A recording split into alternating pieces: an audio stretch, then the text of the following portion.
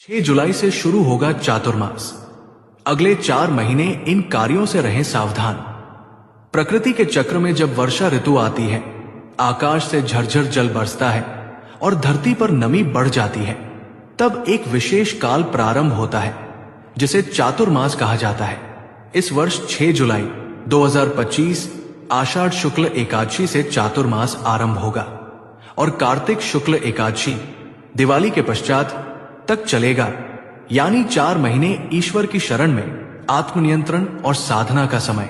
ये वो समय होता है जब भगवान विष्णु योग निद्रा में चले जाते हैं और साधु संत एक ही स्थान पर ठहरकर अध्यात्म और आत्म संयम में लीन हो जाते हैं। ये समय ब्रह्मांड की ऊर्जा में एक विशेष परिवर्तन का काल होता है, जब आंतरिक साधना, व्रत, तप और संयम विशेष फलदायक माने जाते हैं। चातुर्मास में किन कार्यों से बचना चाहिए?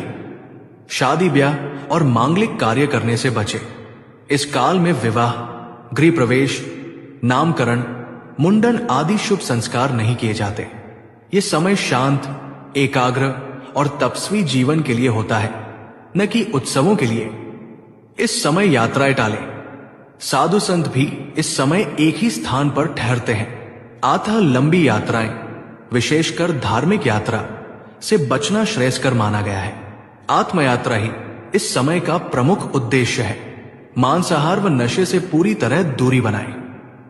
चातुर्मास में शरीर की पाचन शक्ति भी कमजोर रहती है और आध्यात्मिक ऊर्जा संवेदनशील होती है।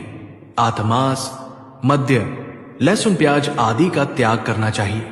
बाह्य सुखों व विलासिता से संयम रखें। वाणी पर संयम, इंद्रियों पर नियंत्रण और मन पर काबू, यही सच्चा चातुर्मास है। इस समय में ब्यूटी ट्रीटमेंट, बाल कटवाना, नेल पॉलिश, हेयर कलर आदि से भी बचने की परंपरा है। निंदा, झूठ और वाद विवाद से दूरी बनाएं। मन को निर्मल बनाने का यही काल है। किसी की बुराई, आलोचना, छलकपट और झूठ से बचें। जो भी शब्द आप बोले वो प्रार्थना जैसे हो। क्या करें इन 4 महीनों में? भक्ति, जप, ध्यान, स्वाध्याय और सेवा। व्रत रखें। एकादशी, श्रावण सोमवार, हरितालिका तीज, गणेश चतुर्थी आदि विशेष पर्वों पर गीता, रामायण, भागवत या उपनिषद का पाठ करें। संयमित भोजन करें।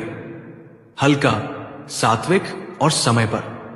मन, वाणी और कर्म तीनों से ब्रह्मांड से जुड़ने का प्रयास करें।